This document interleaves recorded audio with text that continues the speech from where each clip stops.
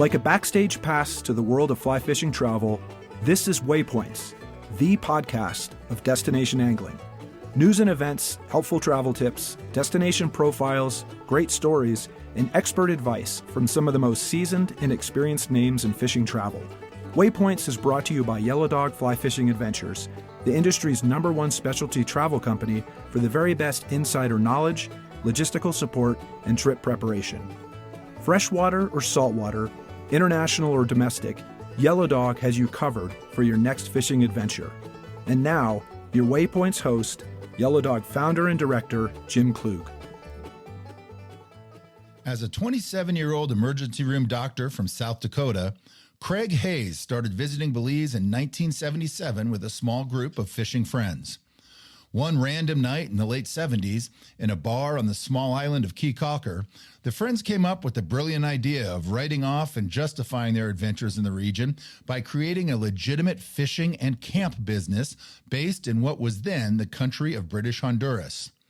In 1980, just before the country would attain its independence from the United Kingdom, ending its colonial status as British Honduras and becoming the sovereign nation of Belize, Craig Hayes made the trip out to remote Turneffe Atoll after reading about the fishery in a bonefishing article featured in Sports Illustrated magazine.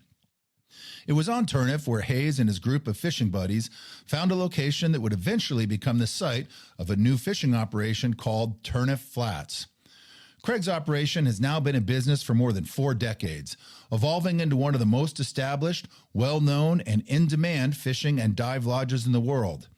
Turneffe Flats has also built a well-earned reputation for low-impact, environmentally friendly policies with a focused commitment on protecting their surrounding environment. Located roughly 25 miles east of Belize City and the Belizean mainland, Turneffe Atoll is the largest and most biologically diverse coral atoll in the Caribbean.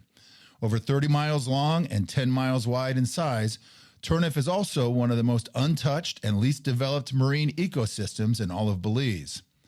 Along with decades of successfully operating his lodge on the eastern side of the atoll, just south of the Grassy Key Range, Craig has also become well known as a seasoned warrior in the conservation battles, one of Belize's most outspoken voices for conservation, and someone with a proven track record of shaping and influencing policy throughout the country and the Central American region.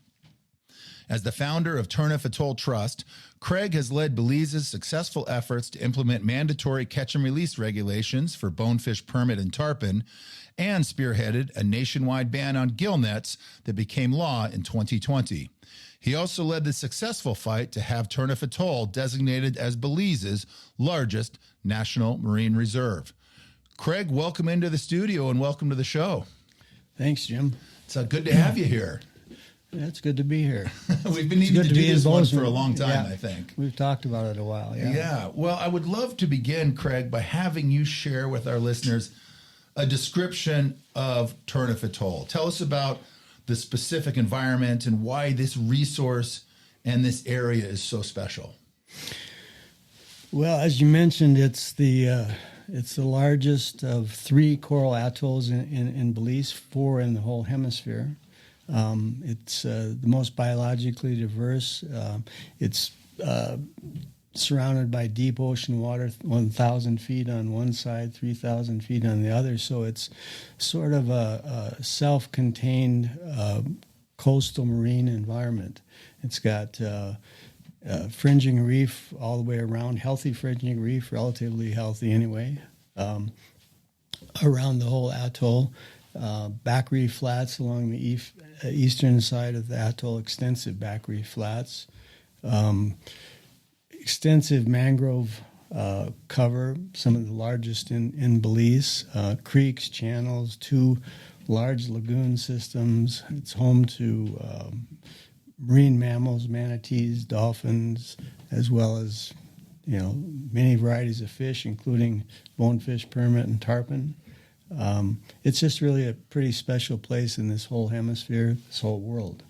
No doubt. Well, I've been lucky to fished Turneffe many times over the last few decades. It's definitely one of my favorite places anywhere and really in the whole world of saltwater. Yeah. It's been a while. You need to get back there. I do. I always. You can tell my wife that. Yeah, that'd be good. Well, from an angler's perspective, Craig, what makes Turneffe so unique as a fishery? How is it different than other known areas of Belize or other fisheries kind of in this general area of the Caribbean? I think you could sum that up in one word: diversity. You know, it's it's the one of the few places in the world where you have real legitimate shots at all three key species, all four key species: bonefish, permit, tarpon, and snook. And in the proximity of the areas that you can fish for each of these targets are close enough that you can do, you can target all four any given day. And it is a year-round fishery, correct? Absolutely. The only thing that's really seasonal is the tarpon fishing. Let me correct that. The migratory tarpon fishery. We have tarpon around throughout the year. The migratory fish start showing up in March, April, and are there through the summer into the fall. And you guys now operate year-round.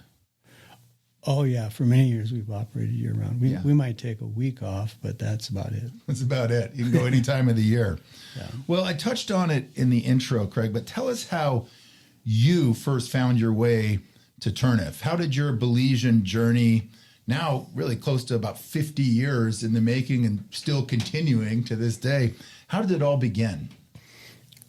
Well, you covered some of it in the intro, but literally it began in a bar one night in Belize. We'd been, myself and some buddies had been going to the Caribbean on trips and for a couple of years, and somebody said, well, maybe we should go to Belize, and everybody said, well, sure, where's that?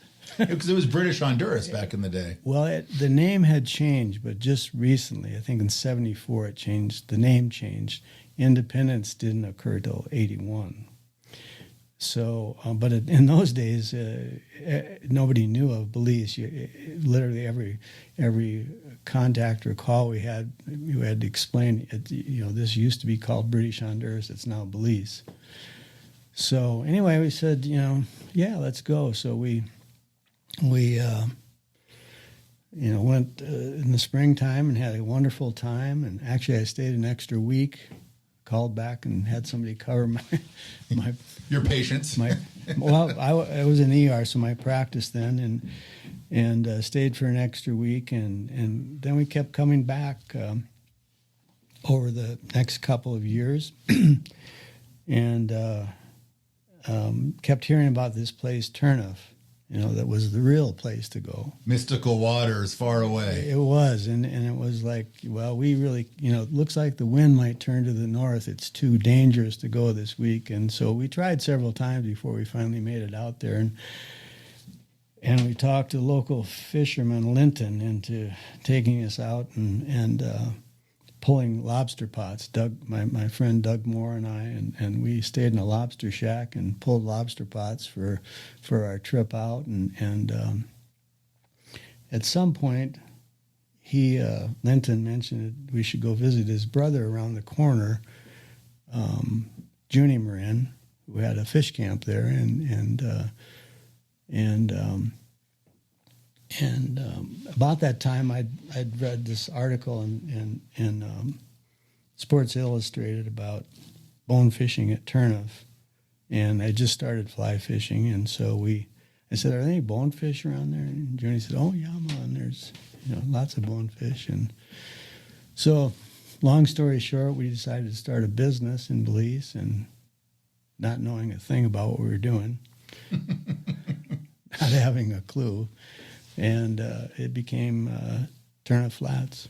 Because in those early years, there were a few people that made their way out to Turneffe, but there was no infrastructure. There was certainly no businesses. It was just, as you mentioned, some lobster shacks, some small scale commercial fishing, some fish camps, but that was it. There was nothing else out on the atoll at that time. Well, actually, Turneffe Island Lodge was there. Down south. They were about 20 miles south of our location, and they were the first flats fishing or lodge in Belize, starting in the late 1950s. Yeah, that was Vic Barothi's original network of lodges: Belize River Lodge, Turneffe Island Resort. I believe he started with 4 back in the day, kind of scattered around the country. But they were all the way on the southern tip, the part of the atoll where you guys were visiting. There was really nothing there but some fish camps. Well, they were 20 miles away, and other than them, it was just about 20 lobster fishing camps. Nothing else. But the article that I referenced in Sports Illustrated, that was about Turneffe Island Lodge. And so they were primarily a fishing lodge then, and we were just the young punks that, were starting something up, and now we're the old guys and doing most of the fishing there. Well, talk to us about founding the actual business. I mean, you guys were going out there, you were staying at the lobster camp, you were pulling lobster pots, in exchange for staying there. But it's one thing to go to the Caribbean and go to a place like Turneffe and explore the area.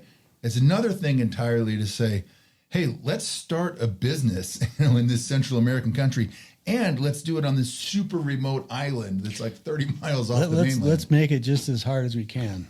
Did you not read Herman Hauck's book, Don't Stop the Carnival? Were you not familiar with that story?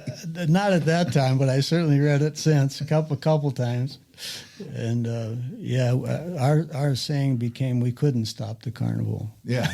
I feel like that book was almost written about you, Craig, as far as all the things you've experienced and done over the years. Yeah, except if rereading that book, that ended up being kind of depressing in the end. But hopefully ours won't end that way. Has a better ending. Yeah, still being written though in your case. Yeah. Which is great. Well, we talked about the atoll and your perspective on what makes the Turneffe fisheries so special. But from an operational side, what do you feel makes your lodge, Turneffe Flats, stand out from other fly fishing destinations, both, let's say, in Belize and throughout the kind of Caribbean? Well, I guess I'd start with saying there aren't many places that have been run by the same people for 43 years. A couple, but not many.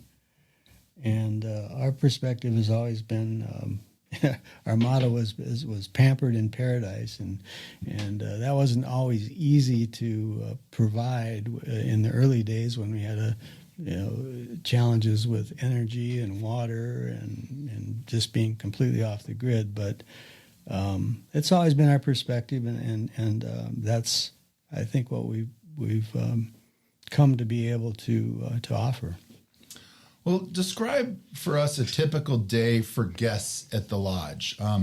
Typically, people arrive, it's a week-long package with transfers, most of the time Saturday to Saturday.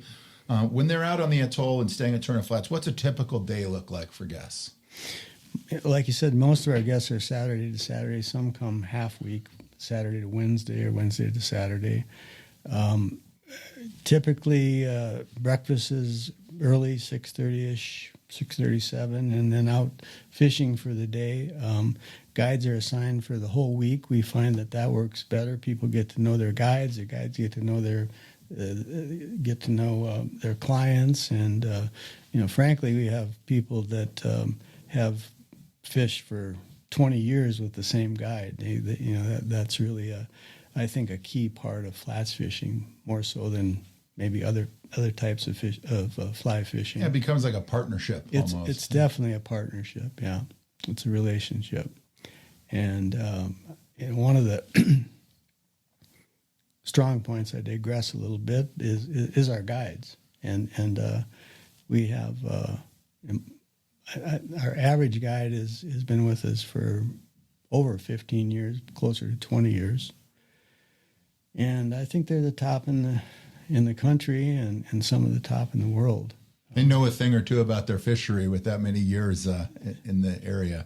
Yeah, we did a analysis that I think it's a cumulative like 250 years of flats fishing experience. Yeah, that's pretty legitimate. Yeah. Well, you do a full day on the water, then you come back and cocktail session on the deck or in the bar? Well, yeah, almost everybody takes lunch. So you're out for. We don't have a set number of hours, but generally around 8 hours or so. And as I said earlier, you can start with permit fishing in the morning and then digress and do a little bone fishing for a while. And then maybe the conditions are such that you want to go do some tarpon fishing, maybe hit a snook hole or two. And so it's real diverse in that regard. And then and you guys are also known for good opportunities for wade fishing, which isn't always the case in Belize. Right. It's really the only place in Belize where there's much wade fishing, but the whole eastern side of the atoll, 25 miles long, consists of firm bottom, wadeable flats, back reef flats. So that's one real advantage of Turneffe. And the flats are beautiful, and it's big schools of bonefish. When we came there, the bonefish were all 1, 2, maybe 3 pounds was a big bonefish. But there were a few big fish around, but not much. And that's changed fairly dramatically. We now see regularly 5, 6 pound bonefish, and it's not unusual to see a double digit bonefish these days. Well, how do people get to the atoll, Craig? Obviously, right now there's one international airport in Belize, just outside of Belize City. So wherever you're coming from in the world, let's say, somewhere in the States, you fly into Belize City, into the international airport, and then what? Yeah, there's flights from all over the world now. It's amazing how big that airport's gotten. But, we meet everybody right at the airport. Right as you come out of customs, there's somebody waiting with a Turneffe Flats sign, and guests come in throughout the day on Saturday or Wednesday, and when everybody's there, we jump on our 48-foot custom boat and head for Turneffe. It's about an hour and a half boat ride. Little different than the original boat ride you took back in 1980.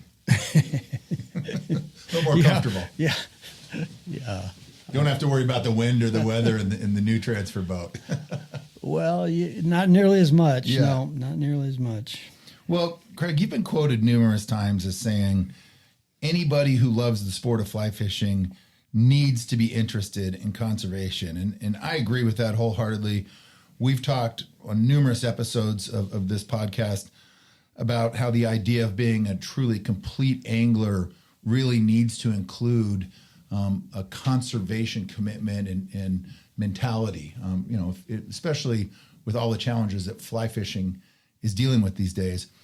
But how about the idea that anyone in the business of fly fishing should almost be required to be interested in conservation, certainly involved in conservation? I'd love your thoughts on that. Well, I hate to get into the realm of requiring things, but I think anybody that's making their living in fly fishing and loves the sport naturally it realizes that it all depends on a healthy environment, and without healthy flats and healthy rivers and the environment that we all enjoy, our sport doesn't exist. And so, if you love the sport and you want to continue it, conservation, I think, has to be part of that. Got to care about the places that we depend on as anglers. I mean, pretty simple. Right. My philosophy has always been, maybe you can't change the whole world, but you can certainly have an impact on your own backyard. And so that's been our perspective with Turneffe as our own backyard, pretty special backyard, and trying to make sure that's protected. Well, let's talk about that. Turneffe Flats has definitely developed a very strong reputation as a sustainable fishing lodge. What, from your perspective as the owner, does that actually mean? How do you run a sustainable business when you have an outfitting and lodge business in a fishery? Well, first of all, it's to put it in context. I think running a sustainable business, resort, fly fishing business, is part of conservation, and not damaging your environment or detracting from your environment through your business operation is a part of the conservation commitment.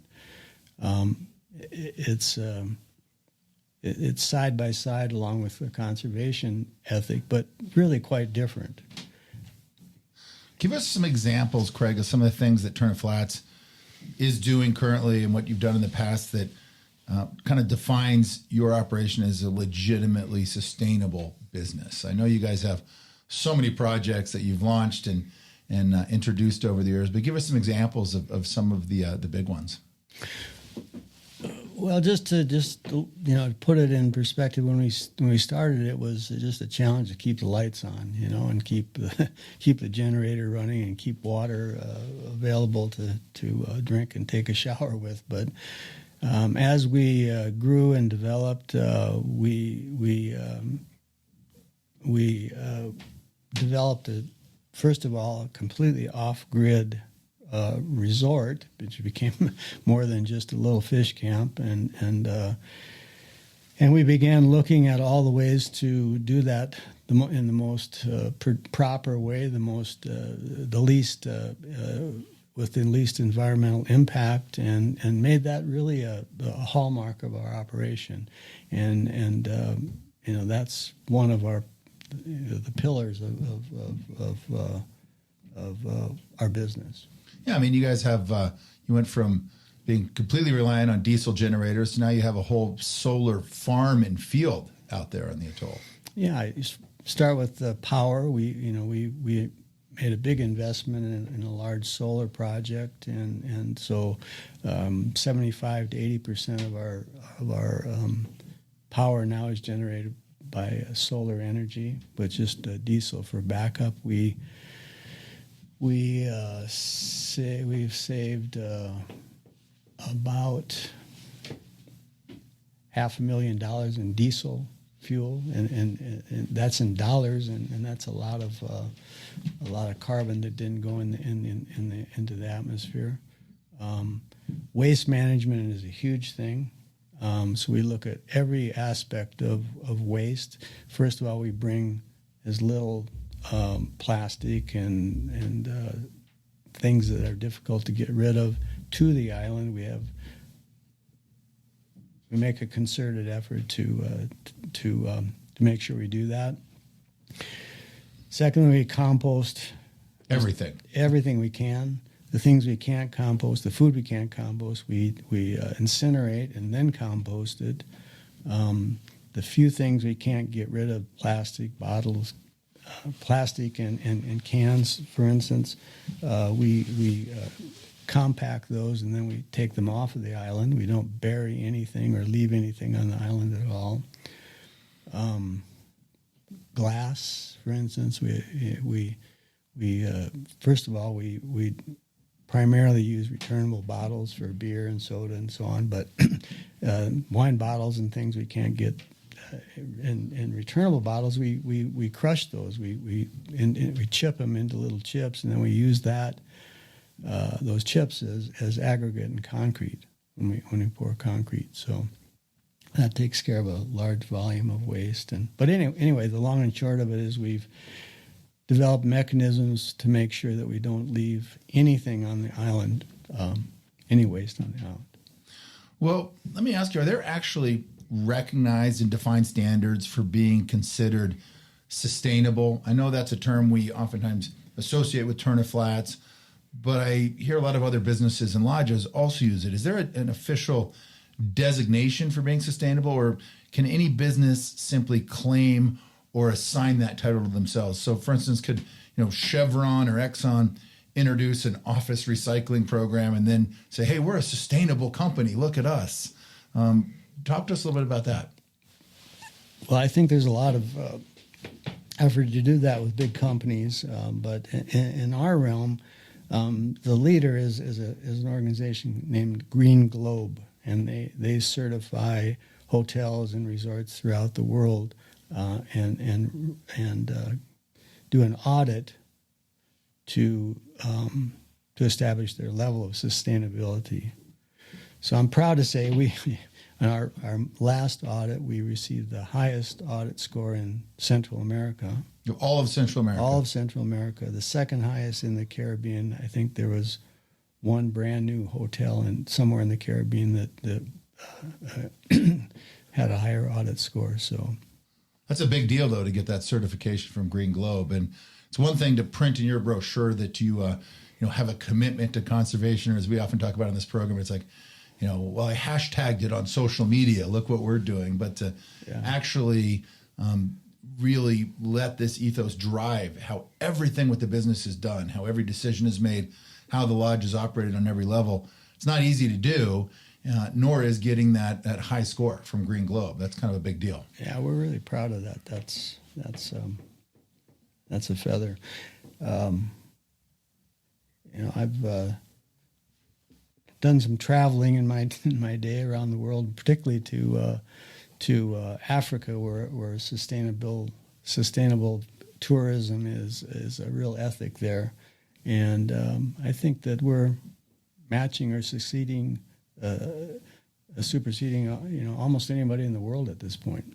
Yeah, it's pretty amazing. It definitely shows when you get down to Turneffe Flats. You spend a week there and you really take a look at how things are operating and all the systems that are in place. It is impressive, and I know it hasn't been easy.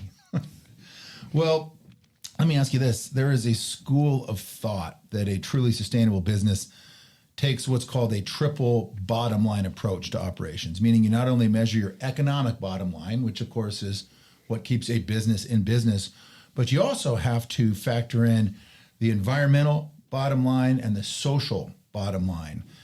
Define the difference between those two, the environmental bottom line and the social bottom line, how that complements your economic bottom line.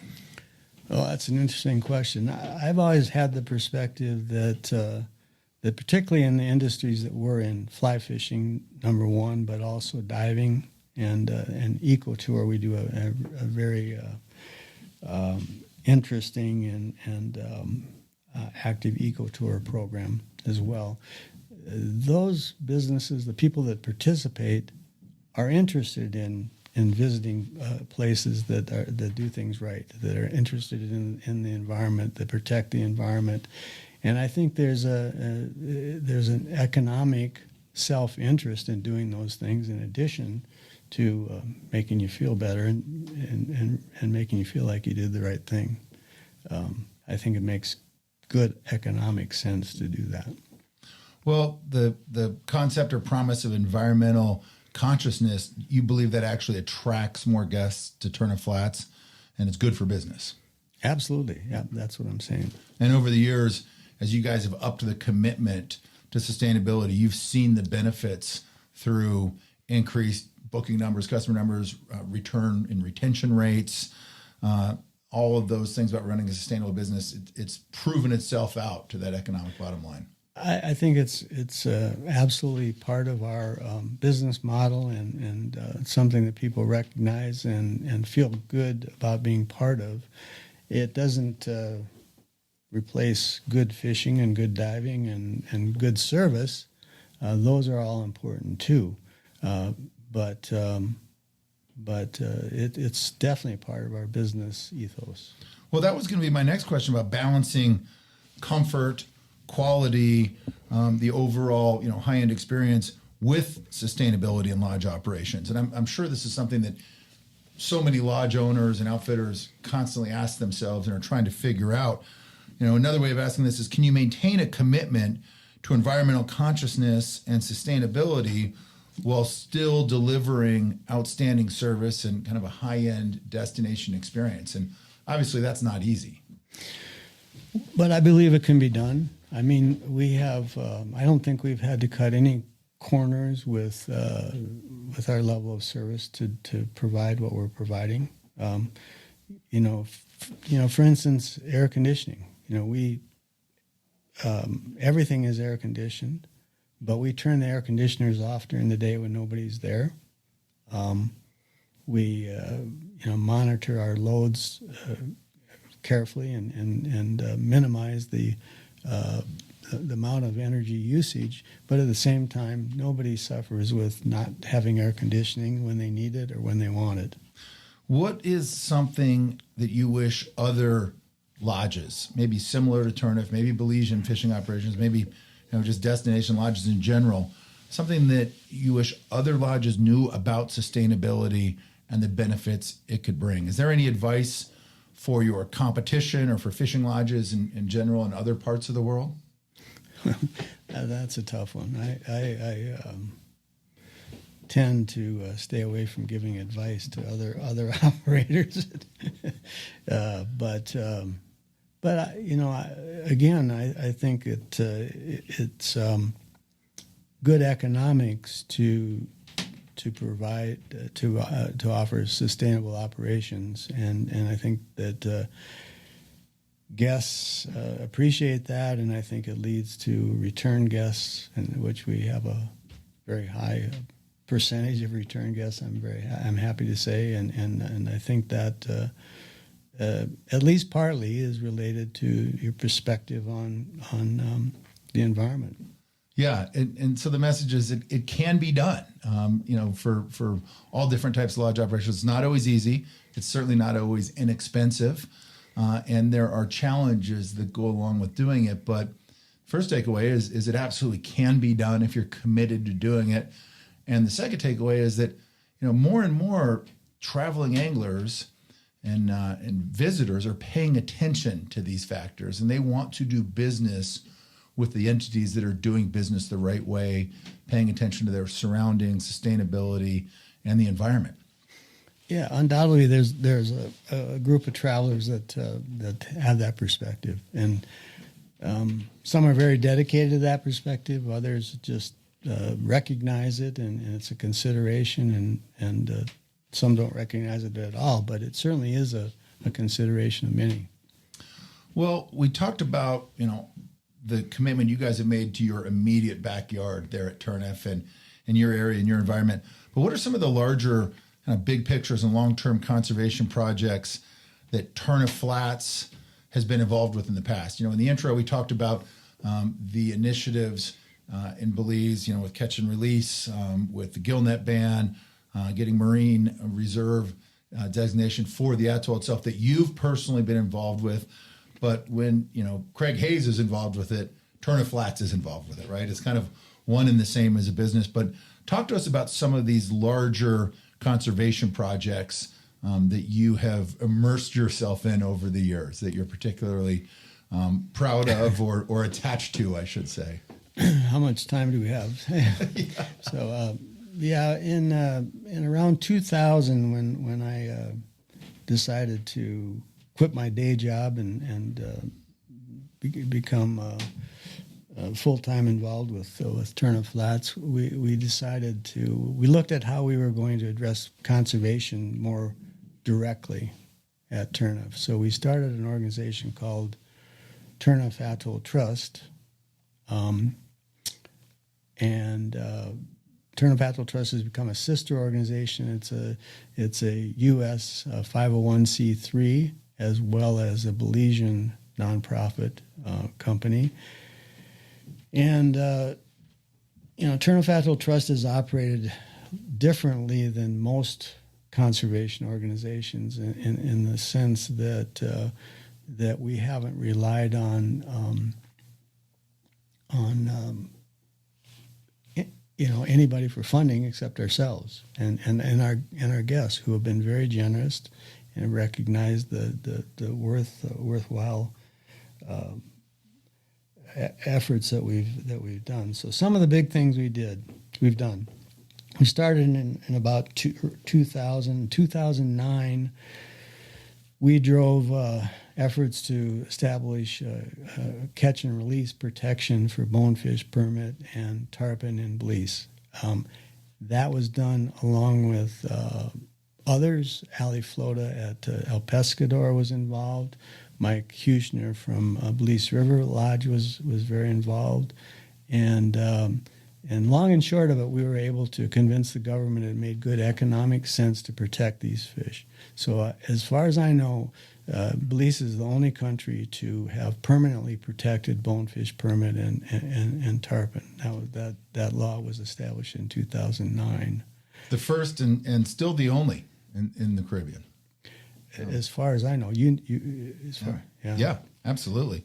I think probably the world when it comes to those three species particularly. But that was, for the angling world and for destination anglers and saltwater addicts, I mean, that was huge when Belize made that a nationwide law. And being a country of, roughly 350,000 people versus, say, 30 million somewhere in Africa, word got out and Belize and Belizean citizens bought in. They came to the recognition very quickly that, okay, this is the new law. We want to protect these three species of highly coveted game fish, and, selling a dead bonefish laid out on a table at a fish market versus having that 3, 4, 5 pound bonefish alive and swimming in the waters of Turneffe. There was a very real difference when it came to the worth of those two scenarios and to, the dollar signs attached to that. Well, that's one of the interesting things that, one of our perspectives, our major perspective, if you will, is with our conservation has been that we need to show the economic aspects of environmental protection. And the way that got passed was just that. We did an economic analysis showing that bonefish permit and Belize were incredibly important economically for the country, and that's what swayed the decision makers that this needed to be done. And I truly believe it's been not only good for flats fishing businesses and flats fishing anglers, it's been good for the country of Belize. Yeah, and so that was 2009. And then the next step that you took was say, okay, well, we've protected these species and made catch and release mandatory, but then there's still factors out there that are indiscriminate. And one of those things was gillnets, and even a small number of commercial fishermen, even if they're licensed and allowed to fish with gillnets, they can have a massive impact on the fisheries down there. And as we all know, gillnets are indiscriminate. So even though bonefish and permit tarpon are designated as catch and release, a gillnet doesn't care. And so if they stretch a gillnet over a coastal river mouth or creek mouth or out on a flat, it can have some devastating consequences. So the next natural step was to say, okay, how do we ban the gillnets and further protect these important species? Well, let me say first that the next major thing that we were involved with was the establishment of the Turneffe Atoll Marine Reserve. And that was started in about 2010. It was a 2 to 3 year process. We estimated 10,000 man hours of consultation time, but Turneffe Atoll Trust funded it, drove the whole process, and established Turneffe Atoll Marine Reserve as the largest marine reserve in Belize in 2012. And then ran it for a couple of years and still very actively involved with it. In 2017, we got very interested in the gillnet issue in Belize, which is a big issue. Not so much at Turneffe. Actually, it was a bigger issue down south and up north around Ambergris Key. Netting had been stopped effectively at Turneffe long before that, and so it wasn't directly related to Turneffe, but we formed a coalition. It was called the Coalition for Sustainable Fisheries, and led a process to get gillnets banned. And it seems like that would be a sensible thing to do. In fact, everybody, including commercial fishermen, were on board with getting it done, except the fisheries department. And so we had a battle with the fisheries department for literally 2 years. Actually, to back up, this banning gillnets had been tried twice before in Belize and failed. Mostly that was through Oceanic Society. And anyway, long story short, in 2019, we were able to get gillnets banned throughout Belize. It certainly wasn't all Turneffe Atoll Trust. There were many people in this coalition. And Oceanic Society, or excuse me, Oceania, not Oceanic Society, was involved with that as well. But we got a permanent ban on gillnets throughout the country of Belize. Again, I'm not sure if any other countries have been able to do that countrywide. No. Well, talking about the dollars and hard numbers associated with fly fishing and sport fishing, both play a huge role in Belize's overall economy. We know this. Some studies show that destination angling represents more than 7% of the country's total GDP, which is a big number. General tourism in Belize is slightly more than 50%, but a big chunk of that tourism is the destination angling. All the people that come to Belize to chase these species, it's a big contributor when it comes to tourist visits in Belize. You know, the fly fishing industry not only draws anglers from around the world, but it also supports thousands of local jobs, including those at, fishing lodges, guiding services, all the other tourism-related sectors. And I know from working with you on this over the years, that was one of the things that really got catch and release and the gillnet ban across the finish line, was essentially putting dollar signs and job numbers, at the forefront of that conversation. Because Belize is no different than any other country. I mean, politicians oftentimes speak a different language, but when they see dollar signs, when they see visitor numbers, when they see job data, now you've got their attention. And that was one of the really effective messages that was deployed to kind of bring these efforts successfully across the finish line. Well, as I mentioned earlier, we've always, I guess I recognized early on that you have to make the economic argument. You have to put that in perspective. Decision makers in all countries, including Belize, rightfully need to look at the economics. They need to look at how this affects their economy, their jobs, their people. That's their job as the government of Belize or any other country. So, in order to get something done, first of all, it should positively impact the economics of the country. But you need to show that to the decision makers. And so that's been a kind of a perspective of how we've attacked any issue, is what are the economics of it. So with flats fishing, it's been pretty easy.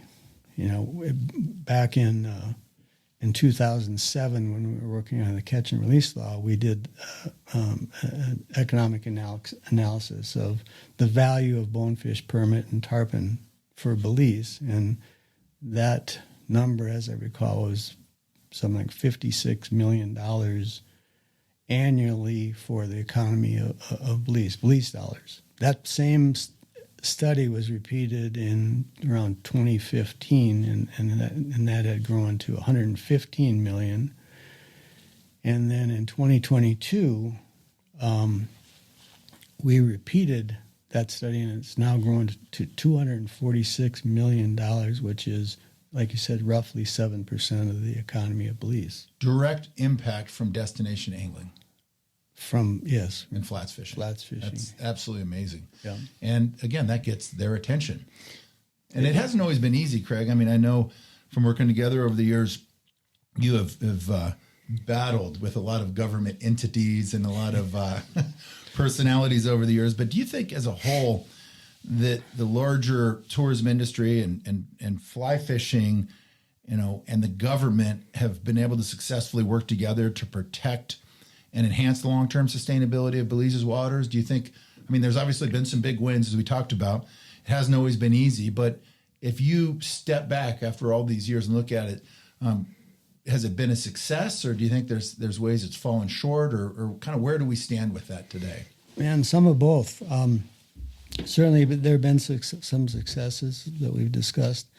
I think that the industry and the fishery is still in jeopardy, and the main reason is that the habitats are not protected. There are marine protected areas in Belize, but that doesn't mean that there's any protection for the habitat. You would think that certain things would be restricted, but they're not. Mangroves can still be cleared. Dredging of flats can still be permitted. Overwater development can still be permitted, And it's still happening. and it's happening. And we've been fighting one individual project at a time, and that's not sustainable. So we need to do something about that. It's not where it needs to be yet. Yeah, I mean, you've got a pretty devoted network of developers and cruise ship lines and oil companies that are all working on more, development, more extraction, more ways to profit off of Belize. You got that on one side. On the other side, you've got, the flats fishermen and the guides and those that really care about, as you said, the fisheries resources. But you can't just talk about fisheries resources without talking about habitat. And that's where it all begins and ends. Absolutely. You have to protect the habitats. Without the flats, without the mangroves, you just don't have a flats fishery. And so the challenge is convincing the government that protecting these areas makes more sense economically and benefits the country long term more than allowing these developers to come in and rape and plunder.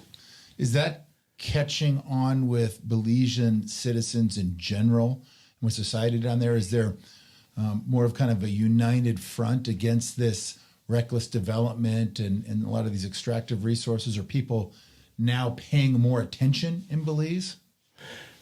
No, I think it's an uphill battle still. Absolutely. Yeah, there's a long ways to go. Long ways to go. Are there any actions that really, in your mind, are a priority to better enforce these regulations and better protect these critical areas? I mean, obviously, you've been involved in this conservation work for decades down there, but what is being done right now to try to protect these habitats? Well, we've talked a lot about this, Jim, but there's an effort underway right now to map and protect the key flats fishing areas throughout Belize. This is our number one current effort, and it extends from Ambergris Key to Punta Gorda, and it maps the key flats fishing areas and would designate these areas as zones where certain things are prohibited, including dredging, overwater development, mangrove deforestation, and some things like perhaps jet skis. But this concept has been taken to the Ministry of Tourism. It's been taken to the Prime Minister and actually presented to the entire cabinet of Belize with very positive feedback. It's still got a long ways to go, but I really think that it can be done. And again, the reason it can be done is because it makes good economic sense. There are around 6,000 jobs related to flats fishing in Belize right now.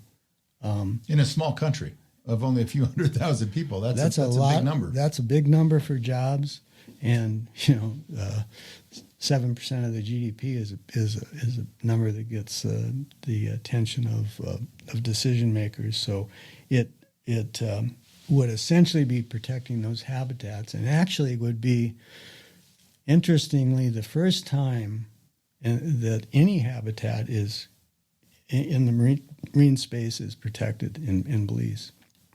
So you're optimistic. There's a lot of work to do. We may end up needing to raise some money for a project called the PFP to get this through, and we may be coming to the fly fishing industry to say, if we fund this, we can get this protection established, and hopefully that'll be coming down the line in the next year or two. That's exciting. Well, I want to switch back to the Turneffe ecosystem and talk about some of the changes you've seen on the atoll over the years, but also about changes in Belize in general. Because Belize is definitely not the tiny backwater country it was when you got there in the late 70s and 80s. A lot has changed, a lot more development, a lot more tourism, and certainly more angling pressure these days. More anglers on the water, and more travelers heading down to fish these flats than ever before. No question about it. And that's especially true in some parts of the country. We talked about ambergris and whatnot, where there's a lot of people, right? But what have you seen in a positive way? I mean, kind of circling back to like catch and release legislation, the gillnet bans, have those wins help offset this increased pressure? One of the things the reason I bring it up is because, when I get down once or twice a year to Belize, I feel like the fishing is still very, very good in most of these areas, especially when I look at the amount of pressure that you would think, well, boy, 15 years ago it used to be great, but then everybody showed up. There's too many anglers down here and it doesn't fish that well anymore. I would say that overall, despite the number of anglers, the country as a whole still fishes very well. And when I think about the why of that, I have to go right back to catch and release, to the gillnet bans. Are those things, in your opinion, helping to offset the increased pressure?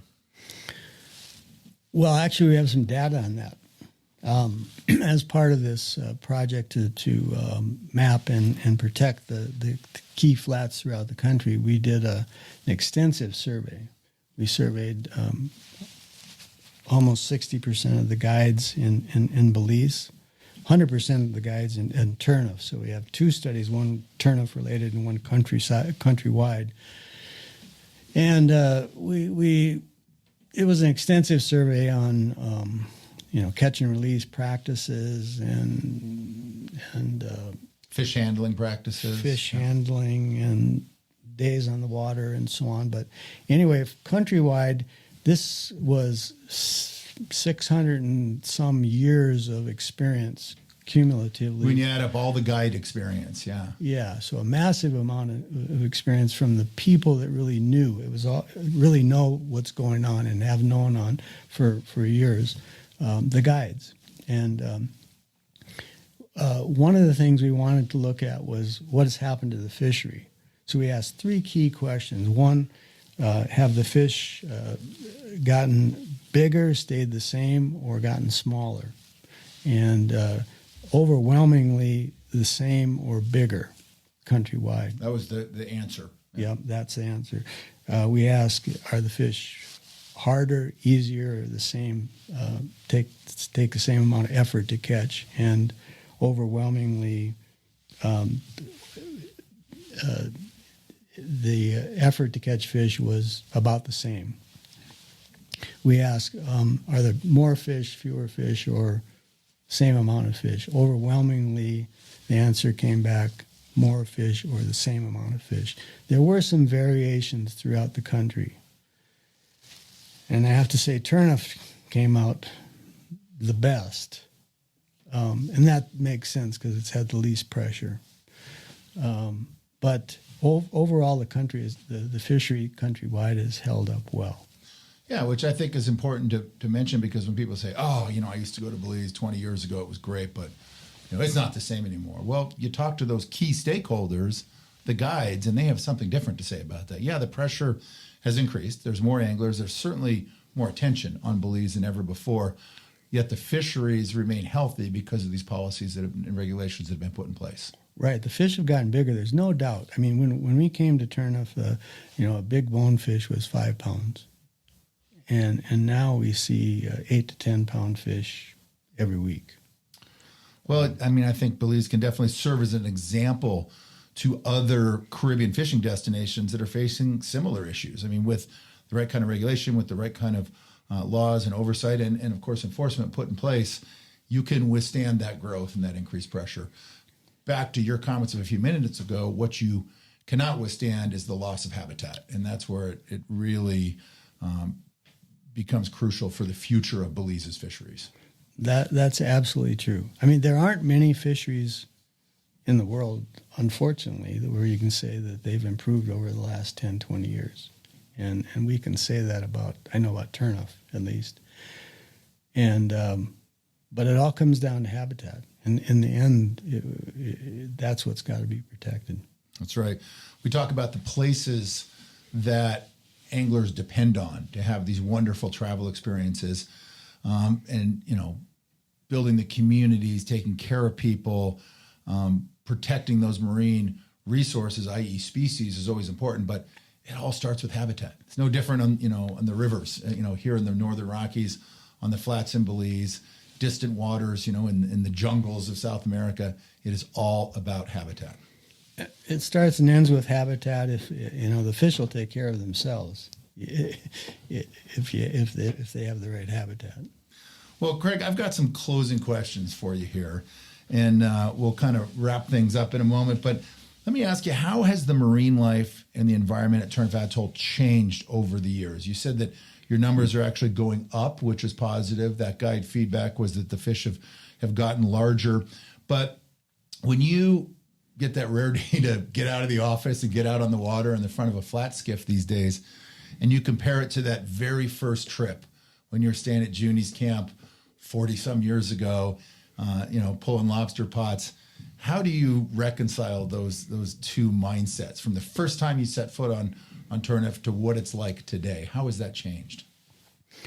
Well, I don't think Turneffe has changed a whole lot. I mean, I'm very pleased to say that it doesn't look much different than it did, with a couple big exceptions. There's been one, debacle, environmental debacle that serves as an example of what should never happen again at Turneffe. But aside from that, it hasn't changed that much, and but it has the potential to change. Right now, one thing I didn't mention with things that TAD has been able to do is develop a land trust. We petitioned the government in 2019 to purchase all of the national land remaining at Turneffe. So we were able to purchase, we thought about 17,000 acres, and it's actually 18 plus thousand acres. And so in addition, Turneffe Flats has purchased a bunch of key private land. So we now have protected, I would say, about 70 to 80% of the land at Turneffe, and so that's good news. But the other 20% being developed in the wrong way, not to stop development. There's plenty of room for more development, but if it's done with dredging and clearing mangroves, blasting the reef, and destructively, then it could change everything. Yeah. Still, even with 70 or 80% protected. That's what keeps you up at night. It keeps me going. Yeah, it keeps you going in the morning. That's great. How about a couple of memorable fishing stories or moments with guests that stand out over the last 40 years? And there's been, so many thousands of people that have come through Turneffe and that you've spent time with over the years. You got any favorite stories or things that really stick out? Oh, first of all, I'd like to say that, ending up in the flats, in the fly fishing industry has been a wonderful happenstance. There couldn't be a better industry to be involved with. The people that come through every week are interesting, diverse, and fun to be around. So, every week there's something that stands out. We've had some celebrities that have come through that I really enjoyed spending some time with. Yvonne Chouinard's been to visit us a couple of times.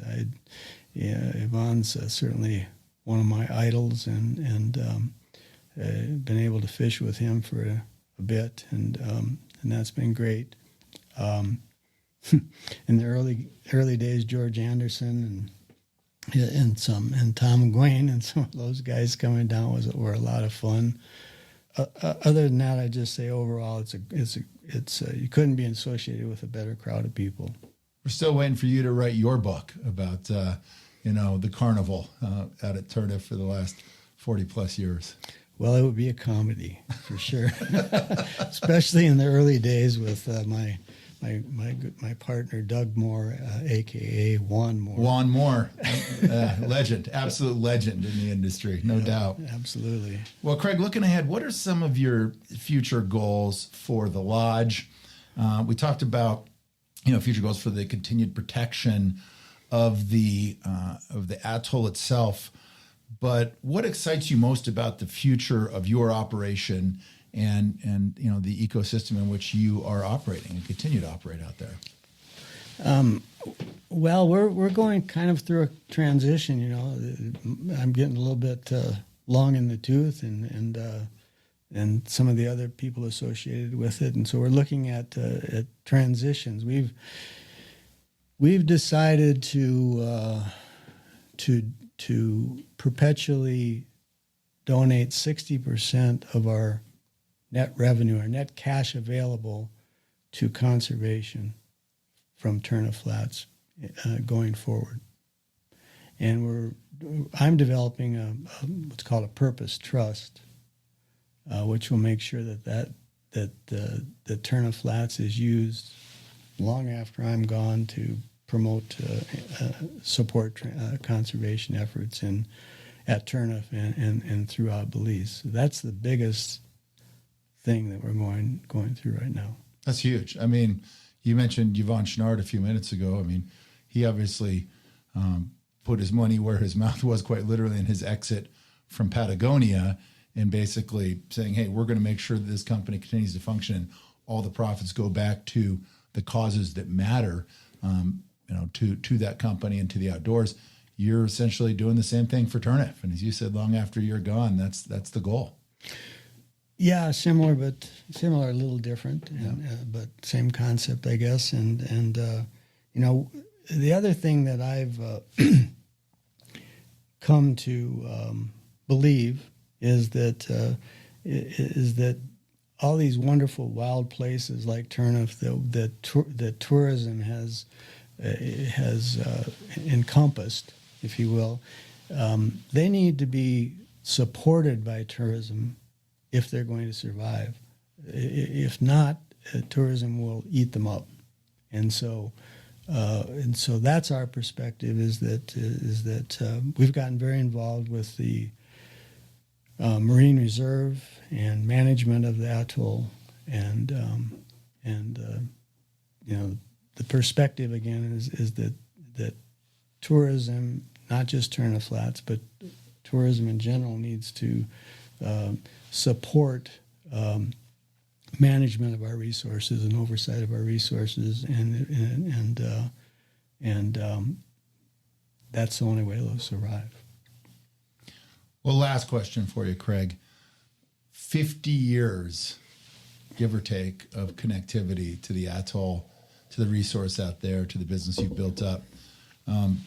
If you could go back to the late 70s, would you do it all again? Would you do anything differently, or would you say, you know what, I'm staying home in South Dakota. I don't need any of this. I wouldn't do a thing differently. It's been an interesting ride. It's luckily still ongoing for as long as I can to keep it up, and I wouldn't change anything. Being involved with the fly fishing industry couldn't have been a better choice. It fits well with my environmental conservation perspective, and it's been a perfect marriage for me. Well, it is a special place. As I mentioned earlier in the program, I've been lucky enough to spend a lot of time in Belize, make many trips out to Turneffe, and it is truly one of my favorite places on the planet. I would encourage anyone that has yet to visit fish and experience Turneffe Atoll, to put it on the list, because it is, hopefully your takeaway from listening to this program is that it is one of the last great places that still is very much the way it's always been. And that's getting harder to find in this world, no doubt about it. Yeah.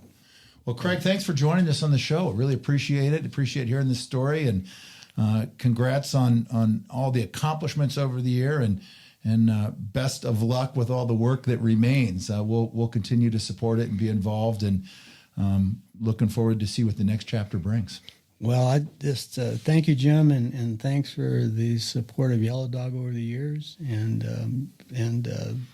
a similar perspective as far as the environment. Yeah, appreciate it. Absolutely. Well, that is it for this latest episode of Waypoints, recorded here in the Yellow Dog Studios in Bozeman, Montana. Be sure to visit yellowdogflyfishing.com to plan and research travel, source gear, equipment, and flies for your next destination, and stay up to date and dialed in on the constant quest for fishing adventure. Join us for our next episode, and remember, get out there and travel, because life is short and no one ever regretted a life of adventure. This has been another episode of Waypoints, the podcast of fly fishing travel and adventure angling. Waypoints is produced by Brian Gregson, with music provided by the Steep Canyon Rangers. Visit yellowdogflyfishing.com for more destination profiles, travel news, and expert advice, and be sure to join us for our next episode.